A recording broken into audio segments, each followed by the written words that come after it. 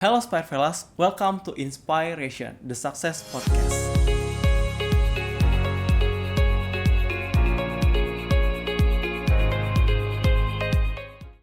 Hari ini kita kedatangan dua tamu spesial di sini. Yang pertama ada Mas Albertus Edi Rianto, ini bisa dipanggil Mas Edi. Beliau merupakan Senior Manager di Spire Research and Consulting dan juga ditemani oleh Mas Rizky Rizano Bunai atau bisa dipanggil Mas Bunai. Beliau adalah Asisten Manager di Spire Research and Consulting. Mungkin sebelum, saya belum kenalan ya. Oke, mungkin perkenalan dulu. Nama saya adalah Dion. Saya di sini adalah Assistant Manager di Spire Research and Consulting. Mungkin boleh nanya kabarin dulu ya, Mas. Boleh. Gimana, Mas Edi kabarnya hari ini? So far so good. Sehat-sehat. Sehat-sehat. Mas Bunai? Ya, nice selalu ya. Ini masih kurang semangat nih. Waduh, semangatin lah kita. Kita akan bahas topiknya Sip. seru nih, Mas. Oke. Kan kita tahu ya, sebenarnya di industri ini semuanya apa udah digitalisasi. Kayak kalau nggak digitalisasi kalian ketinggalan lah kayak gitu. Nah, kira-kira sebelum kita masuk ke digitalisasi, kita pernah dengar namanya istilah revolusi industri 4.0. Ya. Mungkin dari Mas Edi, kira-kira gimana Mas pendapat atau tanggapan Mas terkait dengan revolusi industri 4.0 ini? Oke, ya. Makasih Dion. Jadi untuk revolusi industri 4.0 sendiri kan sebetulnya pasti ada awal mulanya ya. 1.0, 2.0, 3.0 sampai 4.0. Kalau mengacu ke luar ya, itu sebetulnya dimulai dari Hannover ya, dari Jerman. Mereka punya ide untuk mencetuskan industri 4.0. Tapi apakah itu secepat itu di Indonesia? Enggak. Di Indonesia itu bahkan baru dimulainya di 2018. Ketika Indonesia sudah punya industri 3.0-nya sudah berjalan. Kalau 3.0 itu kan masih gabungan antara komputer, elektronik, sama sensor. Tapi kalau udah masuk ke 4.0, itu sudah masuk ke cyber fisik, kemudian ada IoT-nya, tapi tidak sampai sana, harus ada networking-nya. Jadi ada yang mengintegrasikan antara IoT tadi. Jadi tidak saling bekerja sendiri-sendiri, tapi saling berkomunikasi. Itu nantinya akan disebut sebagai 4.0. Nah, Indonesia sendiri sudah punya sebuah program namanya Making Indonesia 4.0. Itu dicetuskan di 2018. Nah, itu menjadi program juga sebetulnya di nasional, karena itu jadi program rencana jangka menengah di Indonesia. Itu programnya berjalan dari 2020 sampai 2024. Beruntungnya buat kita, sebetulnya tidak kita bilang beruntung secara baik ya, tapi beruntungnya adalah adopsi itu bisa lebih cepat karena terjadi pandemi kemarin, kalau kita ingat. Nah, pandemi itu kemarin bisa membawa kita menuju ke percepatan adopsi digital kan, termasuk di dalamnya industri-industri yang tadinya mungkin masih nanti-nanti ya buat berevolusi ke industri 4.0, itu mereka akhirnya ya udah deh kita adopsi secara bertahap parsial, kemudian mungkin beberapa sensor itu udah mulai dipakai, plus IoT-nya itu sudah mulai diintegrasikan. Jadi mereka menggunakan si industri 4.0 ini untuk mempermudah mereka secara value chain bisnis, tapi secara tidak langsung mereka juga meningkatkan cara mereka untuk marketing, mempelajari kebutuhannya apa, kemudian juga menyesuaikan dengan regulasi terbaru. Karena itu semua kita lihat di sini, maka saya lihat industri 4.0 di Indonesia memang lumayan baik dan sudah arahnya ke sana ya, meskipun secara parsial. Kalau menurut Mas Bunai gimana? Kira-kira bagaimana tadi mungkin Mas Edu dijelasin ya detail terkait bagaimana historinya. Kalau Mas Bunai terkait gimana sih implementasi atau dampaknya sepengeliatan Mas Bunai, apakah benar-benar bisa terimplement atau masih belum jauh nih dari target 2024 ya? Nah, jadi terkait industri 4.0 ini tadi benar juga kata Mas Edi, diakselerasi sama pandemi. Jadi kalau dari data Kemenperin yang disampaikan oleh Erlangga Hartanto, yaitu Menteri Perindustrian pada saat ini, industri 4.0 atau digitalisasi di perusahaan kemudian di government tidak luput untuk tersentuh digitalisasi. Itu bisa mengkontribusikan pertumbuhan PDB sampai dengan 2% tiap tahunnya. Sehingga diproyeksikan dari 2018 sampai dengan 2030 itu akan berkontribusi mencapai 18 sampai dengan 25% pertumbuhan kita, seperti itu. Nah, hal itu nantinya yang akan mendorong kita untuk lepas dari middle income trap, negara berpenghasilan menengah ya, seperti itu. Karena saat ini Indonesia range-nya untuk pendapatan per kapitanya itu ada di sekitar $4.100 untuk per tahun. Sedangkan target kita adalah menjadi $12.000 per tahun untuk setiap individunya, seperti itu.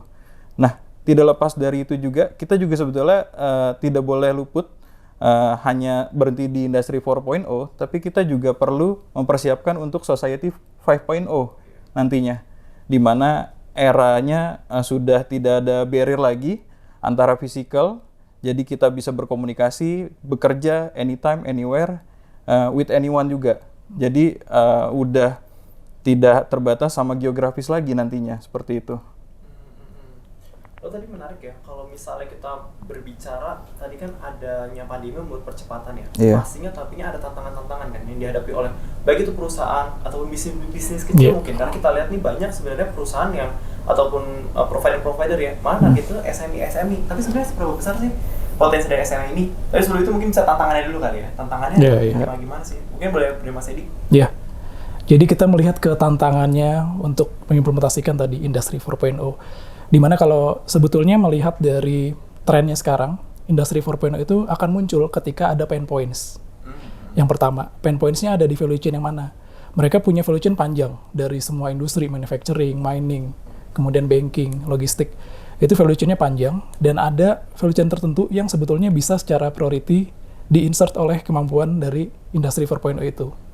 Tapi kadang-kadang regulasi ini jadi main motor juga ya, atau mungkin bisa dibilang sebagai yang akan menggerakkan implementasi 4.0 ini. Kalau tidak ada regulasi yang mengharuskan, mewajibkan, maka nantinya yang terjadi adalah parsial. Jadi menyesuaikan dengan prioritas masing-masing entitasnya. Jadi ada entitas yang memang secara roadmap itu baik.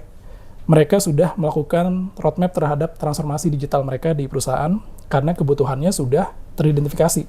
Mereka sudah tahu nih, pain points mereka ada di sektor tertentu. Kemudian mereka juga bisa menyiapkan anggarannya untuk bisa mengadopsi itu secara bertahap. Tapi kadang ada juga tantangannya adalah resistansi Ya, dari internalnya sendiri. Karena biasanya secara bisnis itu sudah banyak dilakukan secara tradisional atau mungkin sudah dilakukan secara general gitu tanpa adanya peran serta dari automation. Maka ketika masuk sebuah automation ataupun sebuah sistem yang nantinya akan mempermudah, artinya nanti akan ada sesuatu yang mereplace. Nah, khawatirannya itu adalah dari SDM sendiri akan terpengaruh. Jadi makanya beberapa decision maker itu nantinya atau yang sudah sekarang terjadi adalah mereka memprioritaskan dulu value chain mana yang nantinya bisa dijadikan sebagai pilot, kemudian nanti akan disesuaikan lagi dengan prioritas lainnya yang memang sudah sangat urgent untuk bisa digitalisasi.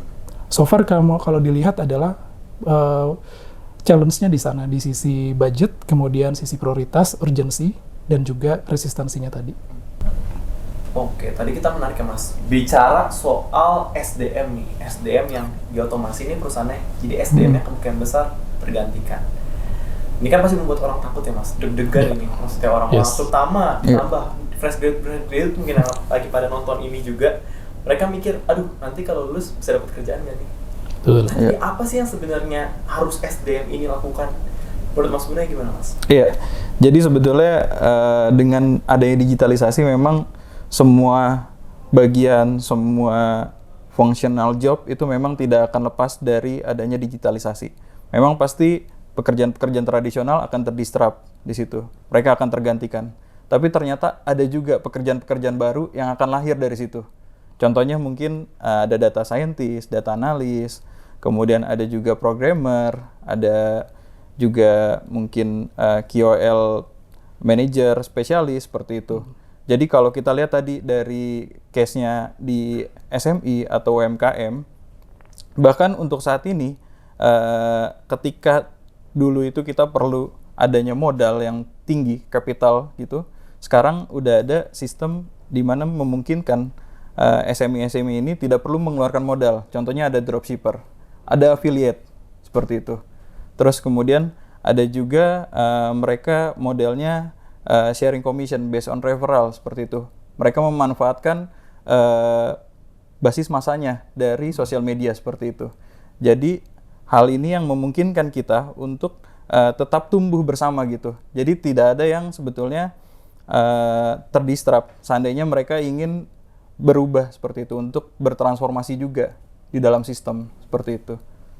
Jadi menarik ya, kita ngomongin terkait dengan ada pekerjaan baru yang Iya. Tapi pertanyaannya adalah orang-orang lama ini mungkin yang udah kerja lama dengan cara yang sama, mereka punya nih gap knowledge atau gap skillnya. Iya. Nah ini harus gimana nih kira-kira? Nah. Mungkin Mas Edi ada tanggapan Mas? Iya. Jadi kalau di sini semangatnya sebetulnya kita coba samakan ya antara semangat nasional di mana Indonesia itu sebetulnya tidak hanya merancang rencana jangka menengah 2020 sampai 2024 ini dengan tanpa tujuan ya. Tujuannya masih panjang. 2030 Indonesia pengennya adalah menjadi negara dengan tingkat ekonomi yang terbaik 10 besar Gitu. di dunia. Maka yang akan perlu ditingkatkan atau di-boost adalah bagaimana prosesnya secara industrial. Ekspor mereka meningkat, industrinya oke, semuanya bisa dilakukan secara in-house di dalam Indonesia sendiri. Dan itu diperlukan transformasi, revolusi secara industri, secara sumber daya juga. Maka tadi seperti yang Mas Bunai sampaikan, tinggal bagaimana kita bisa menyesuaikan. Kita harus inline. Ketika secara bisnis proses itu bertransformasi, maka kita secara knowledge harus juga mengikuti. Gap of knowledge-nya harus diimbangi. Perlu ada training, perlu ada pendekatan ataupun ada bimbingan dari para vendor. Mungkin kita di sini role-nya tidak hanya titik beratkan kepada para industri players ya, tapi juga ekosistem yang ada di dalam transformasi digital ini. Artinya di dalamnya ada industri player sendiri, regulator, ada vendor, principal, kemudian juga ada beberapa perusahaan-perusahaan lain yang memang secara bisnis itu ada dalam value chain-nya. Ketika semuanya itu saling berkolaborasi, mereka sudah punya roadmap yang sama, mereka mengembangkan arah bisnisnya itu sesuai dengan digitalisasi. Maka intinya adalah semuanya itu sudah berada dalam roadmap yang sejalan. Dan mereka nantinya entah cepat atau lambat, pastinya akan bisa menyesuaikan diri. Pertama-tama mungkin kalau SDM, artinya pasti akan ada gap, terutama dari, ya kita bisa bilang gen sebelumnya, generasi-generasi awal gitu kan. Baby boomers mungkin ya. Betul. Generasi awal ini pasti akan menyesuaikan diri. Karena mereka perlu untuk memberikan contoh, memberikan decision terhadap transformasi yang terjadi di dalam bisnisnya. Lalu yang tadi Mas Dion sampaikan, fresh graduate harus seperti apa? Maka akan ada peran dari akademisi, peran dari universitas buat menyesuaikan dengan learning curve-nya, ataupun bagaimana nantinya career path-nya yang bisa di-develop untuk masing-masing sumber daya yang nanti dipersiapkan untuk industrinya. Jadi dari para universitas ataupun dari kalangan akademisi nantinya pasti akan secara tidak langsung mereka mempersiapkan nih roadmap-nya kemana, kemudian kebutuhan industri, sertifikasinya kemana, dan itu yang nantinya akan bisa dikejar secara gap of knowledge-nya. Gitu. Yeah. Mungkin ini nggak tahu agak melenceng atau enggak ya, tapi kita sering dengar kalau misalnya orang tua tuh mikir, udah tua nih, aduh masa belajar lagi. Yeah. Nah ini mungkin menarik ya untuk kita bicarakan, terutama mungkin kalau pendengar-pendengarnya ada yang kayak lagi terancam nih mungkin atau gimana nih pekerjaannya nih, atau dia pengen move out atau pengen naik pangkat tapi itu tadi terstuck di mana, aduh saya tua nih, saya nggak belajar. Nah ada nggak sih semacam tips atau trik atau bagaimana menurut tanggapan dari Mas Bunai atau Mas Edi? Iya, jadi kita harus benahin dulu dari strukturnya memang. Ini kan sesuatu yang sangat fundamental. Jadi kita harus dituntut mempunyai growth mindset, di mana kita harus coba catch up dengan perkembangan yang ada memang kan ya. Jadi bahkan yang saya ketahui saat ini, yang saya pelajari saat ini bisa jadi tidak relevan 5 tahun kemudian seperti itu. Nah makanya kita perlu men-challenge diri kita untuk jadi lebih baik. Gimana caranya? Ya kita tetap open-minded, kita tetap memiliki growth mindset untuk bisa meng-capture segala opportunity ataupun info yang kita dapat seperti itu. Aku mungkin boleh share beberapa transformasi yang ada di perusahaan-perusahaan yang tadinya konvensional tapi sekarang sudah bertransformasi menjadi digital seperti itu. Contohnya mungkin dari DBS. DBS untuk saat ini bisa dibilang sebagai bank digital yang paling advance di dunia saat ini. Menjadi percontohan banyak bank-bank tradisional yang mereka menjadikan DBS itu sebagai percontohan ya, seperti itu, sebagai kiblatnya. Jadi DBS itu ketika 2018 ya, mereka melakukan transformasi digital. Caranya bagaimana? Mereka mereplace teman-teman bankir ataupun teller segala macam dengan IT di dalamnya. Jadi mereka mengirimkan, tapi tidak hard transformation ya, jadi soft transformation. Bagaimana caranya? Mereka melakukan pelatihan, melakukan transformasi dengan cara mengirimkan talent-talentnya ke perusahaan-perusahaan digital yang memang pada saat itu mendisrupsi industri perbankan ternyata. Seperti itu. Jadi mereka kirim ke Tencent, mereka kirim ke Alibaba, mereka kirim ke Microsoft, segala macam. Sampai akhirnya nanti mereka mendapatkan knowledge, oh ternyata ada sistem-sistem ataupun birokrasi-birokrasi yang bisa di-cut seperti itu. Sampai akhirnya mereka bisa menemukan bisnis model yang paling tepat saat ini. Seperti itu. Jadi itu kunci Bank DBS untuk bisa bertransformasi digital. Bahkan untuk saat ini bisa dibilang Bank DBS itu memiliki talent IT 2 kali lipat dibandingkan dengan bankirnya, seperti itu. Sampai seperti itu. Tapi mereka juga tidak meninggalkan orang-orang yang memang sebelumnya punya traditional job seperti itu. Mereka coba improve dari people-nya dulu ternyata. Jadi bukan dari sistemnya yang pertama. Ternyata mereka membangun dari people-nya sebagai fundamental seperti itu. Nah kemudian ada lagi mungkin kalau di Indonesia, salah satunya mungkin di Jasa Marga. Ketika itu kita mungkin melihat Jasa Marga untuk toll gate-nya masih dilayani sama orang. Nah, di 2016 itu mereka melakukan digitalisasi dengan automation gate seperti itu kan. Mereka tinggal tap-tap melalui flashcard mungkin atau e-money dan lain-lain atau bahkan sekarang flow juga. Nah, itu mereka memberikan opsi terhadap karyawan-karyawan yang existing-nya. Jadi ada yang diberikan pelatihan ataupun sertifikasi untuk melakukan data analisis, kemudian ada juga jadi programmer dan lain-lain. Kemudian ada juga ternyata opsi menjadi entrepreneur. Mereka disiapkan juga bagaimana cara membangun suatu usaha mulai dari nol, bahkan diberikan pemodalan seperti itu. Jadi sebetulnya untuk perusahaan yang mau melakukan transformasi digital, jadi ini banyak cara untuk tetap mengencourage tenaga-tenaga ataupun karyawan-karyawan yang ada seperti itu. Jadi tidak bisa meninggalkan unsur-unsur yang memang tadinya tradisional, coba kita ajak untuk bertransformasi juga seperti itu. Dari Mas Edi gimana Mas? Ada tanggapan kah? Iya. Banyak sih dari kita lihatnya mungkin tidak hanya dari para pelaku bisnisnya sendiri ya. Pelaku bisnis memang harus punya roadmap. Mereka harus punya rencana buat melakukan pelatihan bagi para internal karyawannya mereka. Karena pada dasarnya nantinya yang akan melakukan adalah mereka sendiri. Adopsi digitalisasi atau teknologi itu hadir di perusahaan mereka, tapi kalau tidak ada SDM yang mumpuni atau berkompeten, maka nanti tidak akan jalan. Karena ini ada gabungan semua tadi, fisikal sama cyber tadi. Nah, kemudian peran tadi untuk pelatihan ataupun sertifikasi itu juga banyak hadir dari para vendor luar negeri ya. Kemudian global yang masuk ke Indonesia, biasanya mereka nggak cuman menyediakan teknologinya, karena mereka sadar harus dibekali dengan knowledge-nya, harus dibekali dengan how to-nya. Karena kalau cuma dibekali dengan produknya saja, maka tidak akan jalan, tidak akan sustain. Tapi kalau sudah dibekali dengan how to-nya, bagaimana ini diimplementasikan, maka dari pelaku bisnis atau konsumen sendiri, itu mengerti, ini sudah tahapan mana saya, dengan mengadopsi produk A, produk B, ini saya udah ada di tahapan mana. Saya bisa melakukan adopsi lagi ataupun melakukan pembelian produk digital lagi, revolusi industri 4.0 lagi ke arah yang mana dengan produk apa. Jadi mereka tuh sudah dibekali dengan advisory dari para si vendor tersebut. Kemudian mereka juga sudah memiliki semacam suggestion setelah ini larinya kemana, kemudian harus punya sertifikasi apa, kemudian sertifikasinya sekaligus bisa diberikan. Terus kalau misalnya masih ada kesulitan, didampingi dahulu. Jadi itu semacam hal yang membantu kita juga mempercepat adaptasi terhadap industri 4.0 ini di Indonesia. Mungkin itu.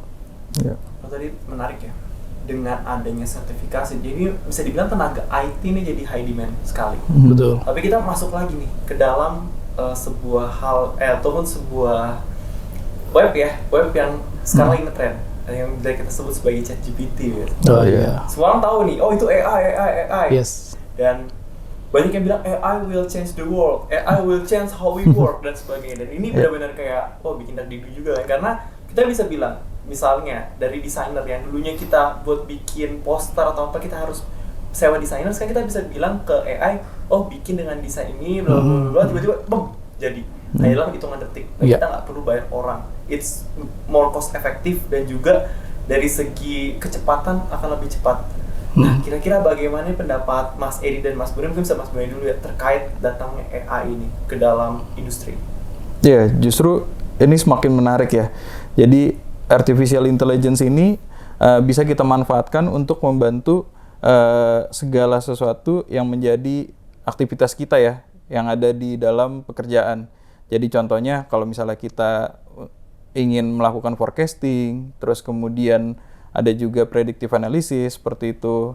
Terus kita ingin mencari segala sesuatu informasi yang mungkin kayaknya di Google tuh terlalu banyak ya informasi yang dipaparkan ke kita. Bahkan kita juga sulit untuk menyaringnya yang mana nih yang benar seperti itu. Nah, ini kita bisa memanfaatkan AI seperti itu. Karena AI yang ada di ChatGPT contohnya ya, ini sudah diformulasikan untuk mencari jawaban yang paling relevan, dan tidak hanya AI yang hanya menjawab sekedar apa yang ingin kita ketahui, tapi dia melakukan dialog. Jadi kita seperti berbicara dengan manusia seperti itu. AI-nya sudah sampai sejauh itu sih.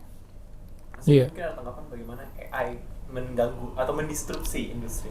Sebetulnya kalau menurut saya nggak mendisrupsi ya. Kalau kita nonton dulu 2012 nonton Avenger yang pertama, pasti kita akan bayangkan kapan ya ini bisa dirasakan di kita. Dan yang sekarang arahnya ke sana loh. Iya. Ya kan? AI yang ada di Avengers tersebut kemungkinan itu bisa jadi di-develop sangat real, sangat typically sama gitu dengan itu. Tapi memang dibutuhkan di beberapa industri aja. Karena kembali lagi AI itu biasanya akan diadopsi sesuai dengan kebutuhan industri. Kadang-kadang ada kebutuhan-kebutuhan tertentu yang mungkin tidak relevan. Kalau kita berbicara e-commerce misalnya, AI-nya diperlukan untuk mempelajari. Namanya tadi ada artificial intelligence. Itu makanya gabungan antara machine learning, kemudian juga ada semacam tadi predictive analysis, dan juga membantu pengambilan keputusan. Intinya seperti itu. Ketika di e-commerce, maka itu akan sangat terbantu untuk bisa mempelajari karakter Dion misalnya sering berbelanja apa, kemudian belanjanya di hari apa, belanjanya di tanggal berapa, dan di jam berapa. Nah, itu nantinya akan membantu si marketplace buat bisa memberikan sesuatu yang lebih relevan, lebih bisa dikonversi sebagai penjualan.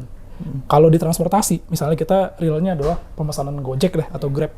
Kita udah sering pesan Grab, kita udah punya beberapa, ya mungkin historical ya, untuk pembelian ataupun untuk pemesanan. Nah, itu biasanya sudah bisa dipelajari nih, oh karakternya seperti ini, kemudian ditawarkan dengan diskon tertentu. Dan juga bisa ada semacam promo-promo yang segmented. Itu kan tidak bisa dilakukan oleh human. Itu semuanya dipelajari oleh mesin yang sudah disesuaikan dengan karakter dari industri. Di industri berat pun juga demikian, di manufacturing, bagaimana mereka nantinya mempelajari kira-kira kalau sudah dalam posisi tertentu, di dalam tangki misalnya, maka ada sebuah action yang perlu dilakukan, ada sebuah preventive maintenance yang perlu dikerjakan, dan itu perlu dikomunikasikan tidak hanya melalui komunikasi antar manusia, tapi komunikasi antar mesin. Nah, itu juga tadinya kita bisa korelasikan bahwa AI ini adalah part of si industri 4.0 tadi sebetulnya. Jadi ini semua tadi yang kaitannya masih tergabung, dan itu menurut saya sendiri bukan sebuah hal yang mengerikan, tapi justru kalau memang dipergunakan sesuai dengan porsinya, sesuai dengan kebutuhannya, itu akan membawa kita lebih cepat menuju kepada transformasi digital tadi. Iya, mungkin saya coba menambahkan. Jadi tadi Mas Edi memberikan use case di B2C ataupun retail, di e-commerce. Ternyata untuk di industrial ataupun enterprise ini juga tidak luput ya.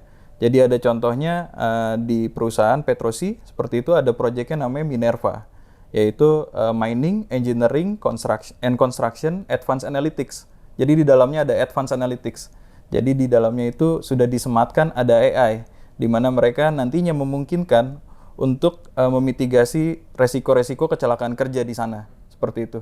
Jadi mereka sudah memprediksi, misalnya contohnya terkait eksplorasi batu bara seperti apa, apakah tahun ini bisa mencapai target dengan dukungan driversnya apa. Oh ternyata untuk curah hujannya ternyata untuk tahun ini mungkin tidak terlalu besar, tidak terlalu tinggi seperti itu. Terus kemudian, ternyata supply chain-nya untuk saat ini sudah cukup untuk tahun depan misalnya. Terus kemudian dari human resource-nya, ternyata kita membutuhkan expert di A, B, C, D, E seperti itu. Nah itu mereka sudah melakukan predictive analisis seperti itu. Jadi mereka bisa 1-2 langkah lebih depan dan pada akhirnya bisa melakukan efisiensi dalam operasional perusahaan. Maka itu tercermin juga kalau kita lihat di net profit margin yang mereka catatkan, di mana sejak melakukan transformasi digital tadi, melakukan Project Minerva dari 2018 sampai dengan 2002 terakhir ini, mereka mencatatkan net profit yang tetap growth ya dari 300 miliar something sampai dengan saat ini 600 miliar seperti itu. Jadi mempunyai economic scale yang cukup baik gitu, lebih baik dibandingkan dengan perusahaan sejenisnya yang belum menerapkan digitalisasi seperti itu. Yang digitalisasi itu adalah hal yang sangat menguntungkan perusahaan ya. Tapi mungkin pertanyaannya, ini pandang pribadi saya sendiri. Karena saya melihat kalau AI diterapkan di negara-negara maju, it will be advantage. Kenapa? Karena angka kelahirannya turun, birth rate. Jadi akhirnya penyerapan tenaganya, yaudah efektif sama aja kan. Ujungnya mereka nggak butuh tenaga kerja sebanyak itu. Pertanyaannya, menurut pandangan Mas Edi dan Mas Bunai, di Indonesia gimana nih Mas? Mungkin angka kelahiran kita masih bisa bilang meningkat ya, maksudnya stabil, cenderung orang tuh masih prinsip mau punya anak gitu, bukan yang kayak dulu orang capri gitu kan. Menurut Mas gimana terkait dengan penyerapan tenaga kerja karena adanya AI ini? Iya. Bunai dulu? Iya. Oke, jadi sekarang kan kita memang mempunyai advantage di mana Indonesia itu diberkahi sama bonus demografi ya. Di mana kita mempunyai usia produktif yang sangat tinggi, bahkan salah satu yang tertinggi, kita hanya kalah sama India dan Cina seperti itu. Tapi dengan adanya AI, kalau kita melihat perkembangannya di beberapa negara seperti Jepang, kemudian Jerman, memang birth rate-nya turun. Tapi itu juga ada masalah yang lain ternyata. Jadi ada faktor yang lain, contohnya cultural. Di situ sangat memegang peranan penting. Nah, sedangkan kalau di Indonesia ini kita lihat memang pemerintah juga tentunya punya program namanya KB ya, keluarga berencana. Tapi kalau kita lihat bahkan dari pandemi ternyata angkanya itu terakselerasi, bahkan meningkat seperti itu. Jadi saya rasa it will be no worries for us seperti itu. Bonus demografi masih bisa kita nikmati, bahkan memang akan merefleksikan bagaimana Indonesia 2045 bisa tercermin gitu, bisa terbangun. Indonesia emas itu menurut saya sesuatu yang sangat mungkin ya kalau misalnya kita melihat dari usia produktif kita seperti itu. Gitu. Mungkin ada tanggapan dari Mas Edi? Yes. Sebenarnya kalau untuk bagaimana kita bisa mempergunakan ataupun memanfaatkan AI ini di tengah masih produktifnya kita dalam melakukan tercatat sebagai negara dengan pertumbuhan yang cukup baik gitu secara populasi.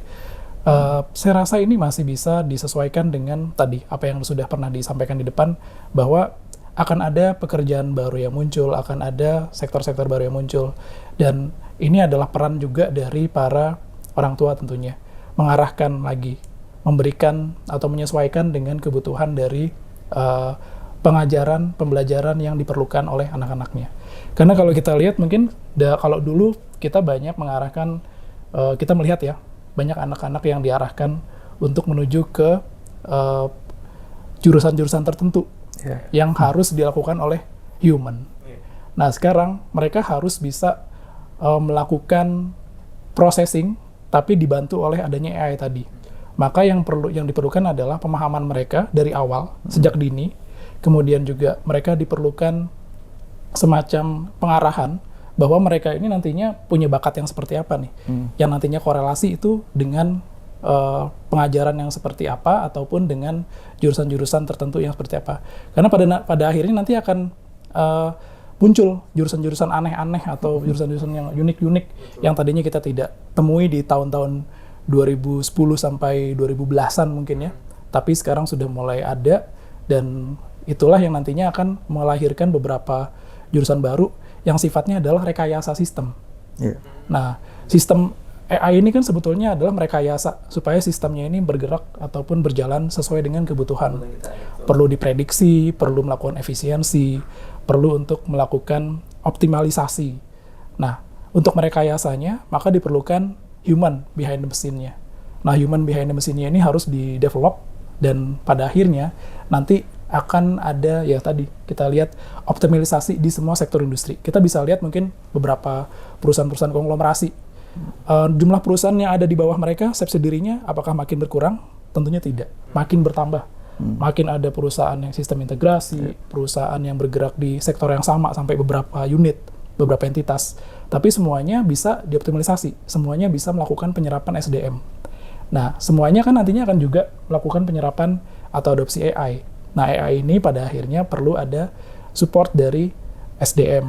Yang mungkin akan kita lihat trennya adalah mungkin pergeseran porsinya ya. Mungkin kalau yang sebelumnya kita banyak melihat orang-orang banyak mengambil jurusan-jurusan berkaitan dengan ekonomi, mungkin nanti porsinya akan lumayan berimbang dengan yang teknologi. Teknologinya pun akan banyak turunan-turunannya, akan makin menarik. Dan kalau sudah ke situ, keunggulan dari kita apa? SDM-nya bisa di-develop dan juga di-spread secara regional. Jadi kita sebetulnya daya saingnya tidak hanya terkungkung di Indonesia saja. Kita ketika sudah menguasai teknologi, kemudian terutama ketika AI nanti sudah secara globally itu diimplementasikan, maka kita bisa menjual value tersebut tidak hanya di negara kita, tapi juga di Asia, di Eropa, atau di US, dan sekarang pun sudah banyak sebetulnya ke arah sana. Jadi kalau dulu mungkin kita banyak mempergunakan, atau sekarang ya, mempergunakan tenaga kerja dari India, dari Cina, mungkin nanti berikutnya kita akan menjadi seperti mereka. Karena kita sudah terdevelop seperti itu, kita punya mindset untuk berkembang ke arah yang sama, dan kita pada akhirnya punya global knowledge, punya global value, yang akan membawa Indonesia juga pada akhirnya cukup bisa merajai di Asia ataupun di dunia. Seperti yang tadi ditargetkan di 2030. Sebenarnya opportunity bisa kita bilang lumayan bagus juga ya, maksudnya besar opportunity-nya. Nggak cuma ancaman orang tergantikan aja. Sebenarnya kalau orang itu bisa menyesuaikan, atau masyarakat nih ya, bisa menyesuaikan, ini akan menjadi advantage banget pasti buat setuju. Nah, mungkin ini pertanyaan terakhir. Dulu kan kita takutnya mungkin kalau dulu rumah kebobolan maling, atau perusahaan kebobolan maling. Sekarang tuh ada hal yang sangat menakutkan ini kan. Soalnya data sistem ke-hack, wah itu udah mungkin lebih serem daripada tiba-tiba ada maling masuk ambil laptop kan. Nah itu, mungkin gimana nih Mas terkait dengan ancaman cyber security? Karena banyak orang mungkin malas mengadopsi digital karena takut datanya ke-leak. Takut misalnya, nanti kalau data-data hilang gimana? Ataupun takut kalau perusahaan saya dilihat gimana nih sama orang, ini nanti ancaman buat perusahaan saya kayak gitu. Gimana tanggapan mungkin dari Mas Bunai terkait cyber security ini? Iya, jadi cyber security memang memegang peranan penting di era globalisasi dan industri 4.0 ini ya, di mana kita memang segala sesuatunya sudah berbasiskan cloud, seperti itu, kita terhubung di internet, segala data kita terpapar, seperti itu. Nah, makanya dari pemerintah sendiri sudah mendorong untuk mengkaji sistem ini melalui beberapa peraturan perundangan. Contohnya sebetulnya kita sudah mulai dari tahun 96, itu ada penyelenggaraan sistem elektronik seperti itu. Kemudian diperbarui lagi 97, lalu ada 2012. Kemudian yang terakhir ada di 2022 terkait perlindungan data pribadi. Itu tidak hanya mengikat dari sisi individualnya saja untuk bagaimana memitigasi data-data yang kita miliki seperti itu, tapi ternyata mereka juga mengikat stakeholder yang ada di dalamnya. Contohnya misalnya di industri perbankan yang memiliki data pribadi kita mungkin untuk saat ini melalui aplikasi-aplikasi perbankan digital. Nah, mereka mengharuskan perbankan-perbankan tersebut untuk menaruh data-data pribadi kita di data center lokal ternyata. Hal ini juga ternyata yang bisa membangun industri internet ataupun ICT kita juga bertumbuh seperti itu. Karena ada kebijakan-kebijakan regulasi yang menguntungkan provider-provider lokal seperti itu. Nah, kemudian balik lagi ke cyber security, contohnya kalau misalnya di industri perbankan bahkan ada beberapa case yang mereka diserang dalam satu hari itu bahkan jutaan untuk DDoS-nya, seperti itu DDoS attack, kemudian ransomware. Tapi ternyata memang ada satu yang mungkin kita lupa juga, ada satu yang mungkin belum kita upgrade atau tertinggal dari sisi human ya, balik lagi. Ternyata human itu yang memang sangat fundamental untuk perusahaan, bahkan yang sudah canggih seperti apapun ya, yang cyber security-nya sudah ketat, ternyata ada celah dari sisi human-nya. Contohnya kalau misalnya human-nya itu menerima email, ternyata dia asal buka-buka aja, oh ternyata itu jadi celah untuk DDoS attack gitu, ataupun ransomware mungkin, ataupun phishing untuk saat ini. Seperti itu sih jadinya. Ya. Dari Mas Edi mungkin? Ya, cyber security pastinya isu yang sudah sering kita dengar nih belakangan ini. Cyber security, kalau di Indonesia sendiri mungkin serangan cybernya seingat saya tuh masuk di yang 83 besar di dunia. Urutan 83 dari 160 negara. Nah, itu banyakan dari serangan malware, kemudian juga peretasan data tadi. Makanya kita juga mungkin sudah familiar dengan namanya cracker. Ada cracker malahan juga udah makin aneh-aneh lah namanya. Memang kalau kita lihat yang pada akhirnya dijadikan sebagai acuan adalah bahwa data ini akan aman ketika sudah memenuhi 3 persyarat. Ada namanya CIA, confidentiality. Jadi datanya memang tidak boleh disalahgunakan, konfidensial. Apabila memang itu tidak boleh keluar, maka tidak boleh keluar. Seperti yang tadi Mas Bunai sampaikan, ada arahan regulasi bahwa data-data milik consumer, milik pelanggan, itu tidak boleh disebarkan. Artinya, atau tidak boleh disimpan secara sembarangan. Karena itu harus punya otoritas yang memang benar-benar nyata gitu ya. Kecuali data-data yang tidak sensitif. Karena kalau data pelanggan kan sensitif ya. Kemudian I-nya itu adalah integrity. Jadi integrity bahwa memang datanya ini tidak mengalami korup.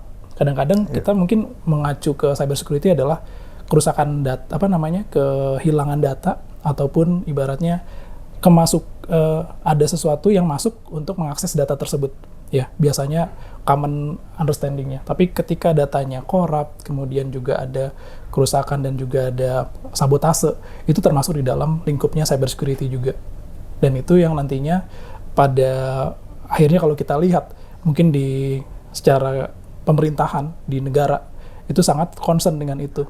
Makanya kalau di luar negeri kita banyak melihat emang CIA yang beneran ya, bukan yang CIA tadi singkatan ini ya. Nah, itu adalah untuk mempertahankan integritas dari data-data negara tersebut. Nah, kemudian yang terakhir adalah availability-nya. Nah, tadi disampaikan untuk saat ini memang untuk di bisnis mereka biasanya pemain industri menyediakan data centernya sendiri masing-masing ya. Kemudian mereka juga harus bisa mempersiapkan agar ketika ada gangguan, ada semacam force major yang mungkin mempengaruhi data-datanya mereka, itu ada backupnya, ada recovery sistemnya, dan itu memang sudah teruji. Maka yang kita sampaikan sebagai cyber security itu adalah gabungan dari semuanya itu. Tapi yang paling real adalah mungkin mungkin kita lihat pemain-pemain industri yang ada di Indonesia saat ini, mereka concernnya pertama kali untuk yang cyber security adalah antisipasinya dengan antivirus. Biasanya seperti itu. Antivirusnya diperbarui selalu. Kemudian mereka juga ada sistem atau tim IT yang mereka develop supaya mereka bisa mengamankan internal IT sistemnya mereka ataupun internal datanya mereka. Tapi yang tadi disampaikan Mas Bunai itu saya setuju sekali, di mana human itu jadi faktor yang tidak kalah penting. Ketika human-nya tidak punya integritas yang cukup untuk bisa membuat keamanan datanya itu terjamin di dalam satu perusahaan, pada akhirnya itu semua menjadi sia-sia. Sistem yang diimplementasikan itu menjadi kurang relevan lagi.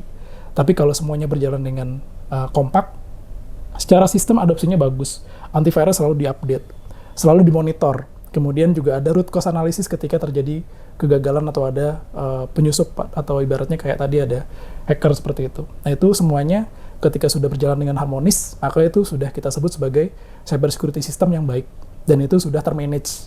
Dan sekarang mungkin kalau kita lihat di beberapa provider baik itu nasional ataupun global, mereka sudah mulai memperkenalkan.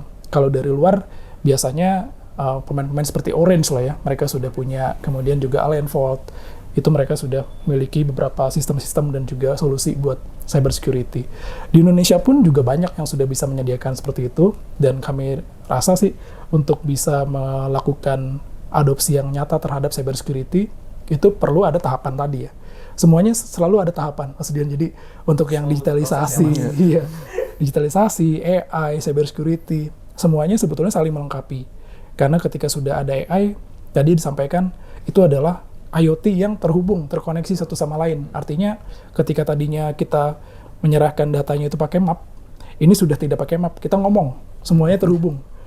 Artinya bisa diintervensi dimanapun. Nah, untuk bisa menghadapi intervensi tersebut, harus ada sistem yang benar-benar real dan selalu diuji coba.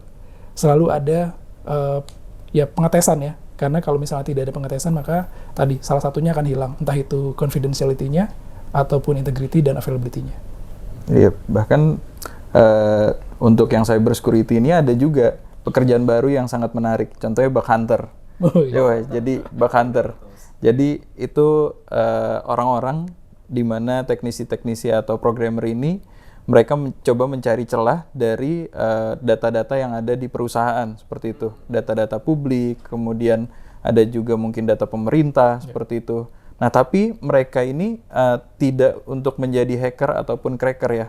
Jadi mereka tidak bermaksud atau merusak sistem yang ada, tapi mereka coba memberitahu, kasih alert bisa dibilang, dan mereka coba memperbaiki sistemnya, dan mereka akan digaranti dengan nominal yang cukup layak lah ya. Jadi kalau misalnya di Google bahkan bisa diapresiat bahkan puluhan ribu dolar untuk bug hunter itu, seperti itu. Apalagi kalau misalnya kita melihat Indonesia sekarang menuju 2024 nih, menuju pemilihan umum, ini sangat krusial banget nih untuk cyber security ini nih. Jadi kalau kita lihat, kita pernah ingat di US dan Brazil itu ada namanya Cambridge Analytica ya. Jadi, nah ini jangan sampai terjadi di Indonesia di mana ada kebocoran data sehingga data-data kita memungkinkan untuk di-profiling masing-masing dan dimanfaatkan oleh oknum-oknum yang tidak tidak bertanggung jawab seperti itu, sehingga dapat menguntungkan 1-2 golongan tertentu seperti itu. Menarik ya Mas kalau kita berbicara terkait dengan cyber security. Iya. Opportunity juga banyak jatuhnya job opportunity baru nih. Iya. Tracker, bayangin teman-teman bisa sekitar ratusan juta loh yang didapatkan. Jadi ya mungkin bisa teman-teman mulai untuk cari-cari nih bug tracker apa nih? Bug hunter. Bug hunter. Kira-kira bug hunter. Bisa coba dilihat dan dipelajarin lagi. Nah, mungkin sebelumnya ada closing statement kan, mungkin 1-2 kalimat terkait digitalisasi ataupun pembahasan kita pada hari ini. Mungkin Mas Edi, silakan. Oke. Digitalisasi itu suatu hal yang tidak bisa dihindari, karena itu sebuah fase revolusi kita ya.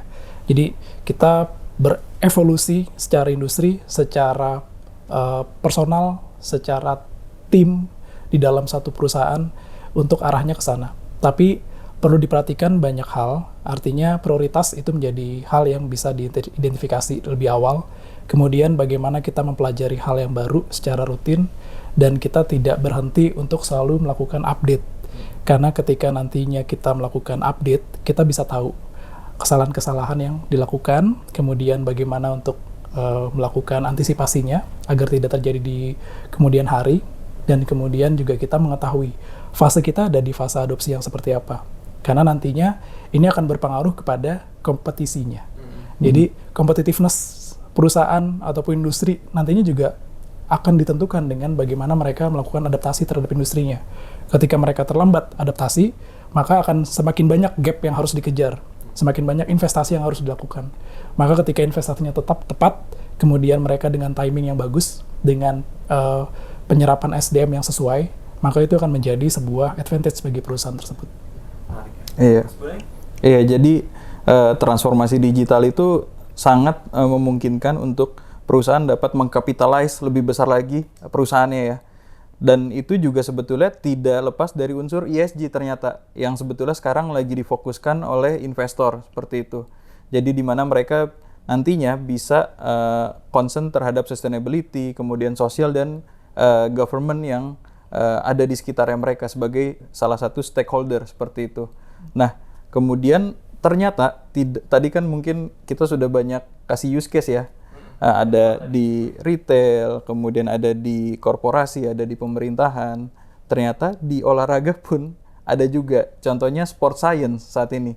yang bisa mengoptimalisasikan performansi atlet ke depannya seperti itu. Jadi mereka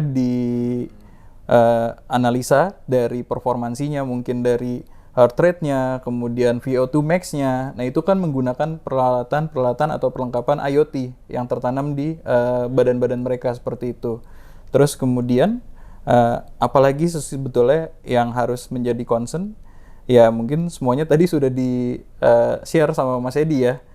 Kalau dari saya mungkin closing statement-nya bagaimana cara kita untuk menghadapi digitalisasi dan era artificial intelligence, ya transform or you will be replaced seperti itu. Jadi jangan sampai kita sekali ya. Iya. Replace loh. Iya. Jadi jangan sampai kita ada di posisi sebagai orang yang mempunyai stuck mindset, mempunyai tradisional close minded seperti itu ya.